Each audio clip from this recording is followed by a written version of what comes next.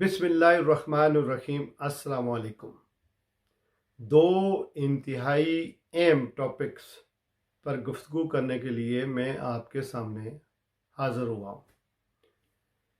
एक तो ये कि पाकिस्तान, इस्लामाबाद और काबुल अफ़गानिस्तान के दरमियान हर गुज़रते दिन के साथ दूरियां, खलीज बढ़ रही हैं। इसकी क्या वजह है? पाकिस्तान की सेनेट ने, जिसके टोटल मेंबरान कोई 12 से 13 थे, उन्होंने एक करारदाद मंजूर की है कि फौजी अदालतों में सिविलियन का ट्रायल होना चाहिए और सुप्रीम कोर्ट इस पर नज़रसानी करे। इस पर गुफ्तगू करेंगे। जैसा कि आपको मालूम है कि पाकिस्तान की हुकूमत की जानब से गैर कानूनी तौर पर जो अफराद पाकिस्तान में मौजूद हैं उन्हें बेदखल करने का सिलसिला जारी है। एपेक्स कमेटी, जिसमें आर्मी चीफ भी मौजूद थे, गुज़श्ता माह ये फैसला हुआ था कि तमाम तर गैर कानूनी अफराद जिनके पास डॉक्यूमेंटेशन नहीं है या कागजात नहीं हैं, उन्हें मुल्क से बेदखल कर दिया जाएगा 1 नवंबर तक। और कुछ जो रह गए हैं उनको कैंपों में गिरफ्तार करके रखा जा रहा है और उन्हें बेदखल किया जा रहा है। वापस भेजने के बारे में जो खबरें पाकिस्तान में या अफगानिस्तान में या वर्ल्ड वाइड आ रही हैं, उससे पाकिस्तान बदनाम हो रहा है। सारे एक इंटरनेशनल रूल भी है कि जो बच्चे जहां पैदा होते हैं उनको उधर ही रहने दिया जाए। जो वापस जा रहे हैं या जिन्हें ज़बरदस्ती बेदखल किया जा रहा है या अपने मुल्क भेजा जा रहा है, उनमें उनके बच्चे 50% पाकिस्तान में पैदा हुए हैं। अब तालिबान हुकूमत का के कायम मकाम वज़ीर हैं अलहाज नूरुद्दीन, उन्होंने पाकिस्तान का दौरा किया एक वफद के साथ और उन्होंने निगरान वज़ीर ख़ारजा जनाब जलील अब्बास जिलानी साहब से मुलाकात की। उन्होंने उन्हें ये कहा कि अफ़गान जो पाकिस्तान से बेदखल किए जा रहे हैं, वो साल साल यहाँ रह रहे थे, उनकी जायदाद, उन एसेट्स, असासे, वो भी तो वापस किए जाएं। इस सिलसिले में इक़दामात करने की ज़रूरत है। अगर आप बाहर के मुल्कों में रह रहे हैं और हमें भी जो यूरोप, यूके, अमेरिका में जो लोग मुकीम हैं, हमें भी इसी तरह अपने मुल्क में माशी तौर पर हमें रोज़गार के सिलसिले में परेशानियां लागती और हम भी किसी न किसी तरीके से यहाँ आए। कुछ लोग विज़िट पर आए, कुछ लोग स्टूडेंट्स के वीज़े पर आए, कुछ वर्क परमिट पर आए और यहाँ आस्ता आस्ता वो लोग सेटल होते गए। अगर यहाँ की हुकूमतें आज ये जो पाकिस्तानी यहाँ रह रहे हैं, हम लोग रह रहे हैं, अगर इसी बेदर्दी से हमें बेदखल कर दें और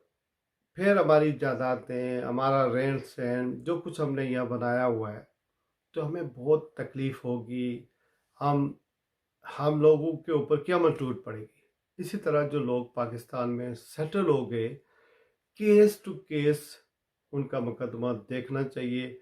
मैं ये नहीं कहता कि जो वापस जा रहे हैं उसमें क्रिमिनल एलिमेंट भी हो सकता है। जनरल ज़िया-उल हक के दौर में उस वक्त इनको लिया गया और फिर बाद में जो आए, हमारा जो जनरल मुशर्रफ का वक्त आया तो अमेरिका के कहने पर हमने तालिबान पैदा किए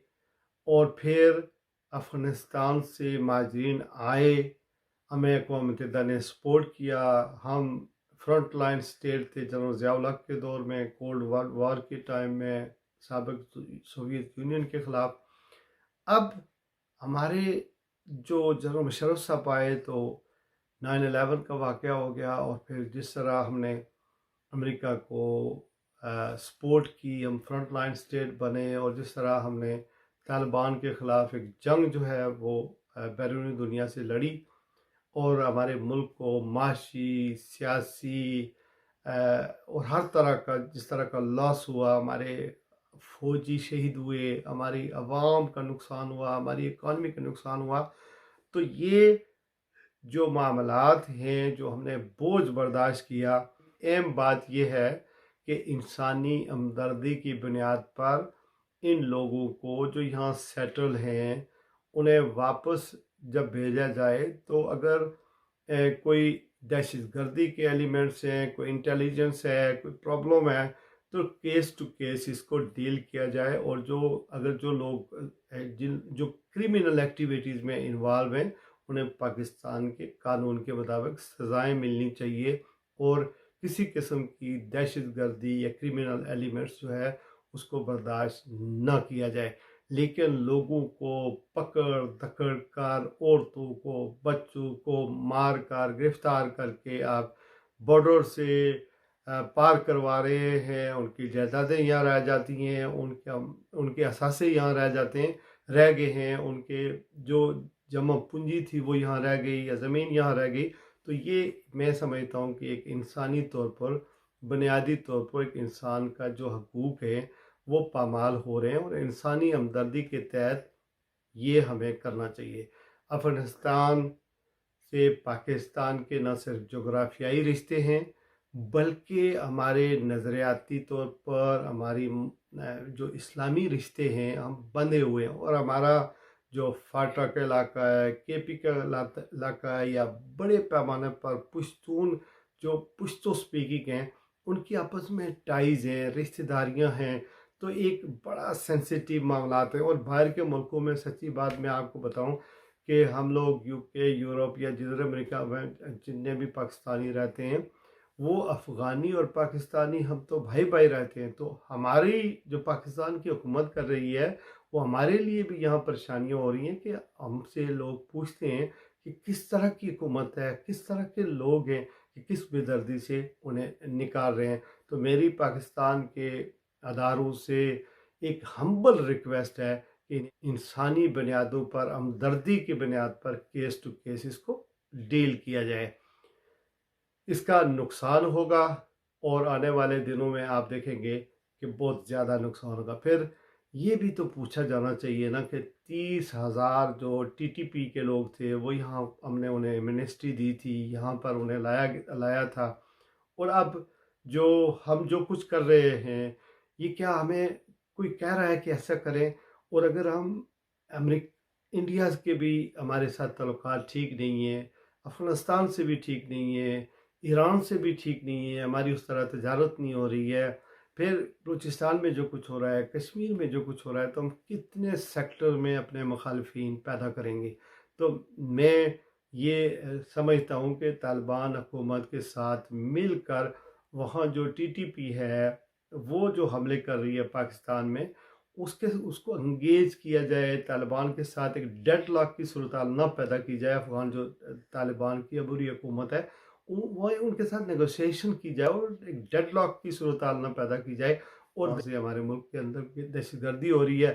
I am aware of it کہ ہمارے سولجرز جو ہیں ان کے اوپر حملے ہو رہے ہیں اور وہ افغانستان سے ہو رہے ہیں، تو یہ بات چیت سے مسئلہ جو ہے وہ حل ہوگا۔ پاکستان کی سپریم کورٹ نے 9 مئی کے واقعات کے حوالے سے فوجی عدالتوں میں مقدمے چلنے تھے، تو سپریم کورٹ نے اس کو بالکل ریجیکٹ کر دیا۔ اب سپریم کورٹ کے اندر ایک پٹیشن آ گئی ہے ایک ورثاء کی جانب سے شہداء کی کہ ہماری 9 مئی کے واقعات میں ہمارے شہداء کی جو یادگاریں تھیں انہیں ڈسٹروائے کیا گیا۔ پھر جو سینٹ ہے اس نے ایک قرارداد منظور کی ہے کہ فوجی عدالتوں کے اندر سویلین کا ٹرائل ہونا چاہیے، اور سپریم کورٹ اس پر نظر ثانی اسے کرنی چاہیے۔ آپ اندازہ کریں کہ یہ ایسے ہی ہے کہ لیجسلیٹر یہ کہہ رہے ہیں جنہوں نے قانون بنانا ہوتا ہے، آپ اندازہ کر رہے ہیں، وہ یہ کہہ رہے ہیں کہ ہماری جو سویلین عدالتیں ہیں وہ اس قابل ہی نہیں ہیں کہ سویلین کا ٹرائل ان عدالتوں میں میڈیا کے سامنے آزادانہ طور پر ہو سکے، وہ یہ کہہ رہے ہیں کہ فوجی عدالتوں میں چلائیں تاکہ لوگوں کو ڈیفینیٹلی سزائیں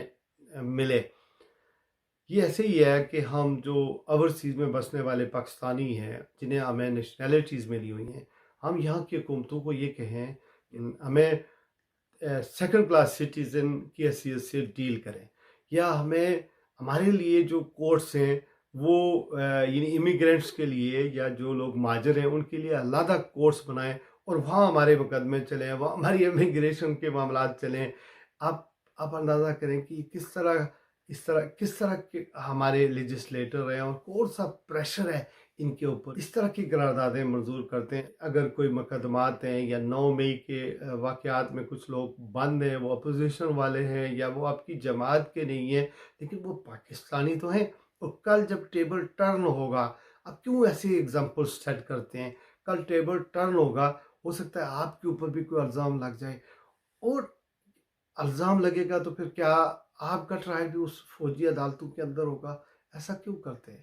فوجیوں کے ٹرائل فوجی عدالتوں میں ہونی چاہیے۔ میں تو یہ کہتا ہوں کہ دنیا میں جہاں بھی ملکوں نے ترقی کی ہے، رول آف لا، جوڈیشری کو آزاد کر کے کی ہے، یہاں برطانیہ کے اندر ابھی حال ہی میں جو شولا بریمین تھی، جو ہوم سیکرٹری تھی، اس نے برطانیہ کی پولیس پر یہ الزام لگایا تھا کہ